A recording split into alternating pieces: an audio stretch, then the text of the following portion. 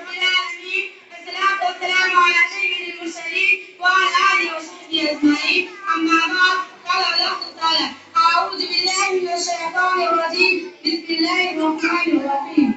خلقت الملائكة من نوري صدر الجمال حكام شاهدان مصدق شهد ذائقان میرے محمد مایا کے پیارے ساتھیوں آج اس سالانہ انجمن میں جس عنوان کے تحت شہید ہونے جا رہی کوئی ملائک اللہ تعالیٰ کے لیے بندے اللہ تعالیٰ روز کس طرح پیدا کیا وہ ہماری نظر سے غائب رہتا ہے لیکن کبھی کبھی اللہ تعالیٰ کے نبی اور رسول کو دکھائی دیتا ہے وہ گاتا پیتا نہیں ہے اور مرنے کا عورت ہے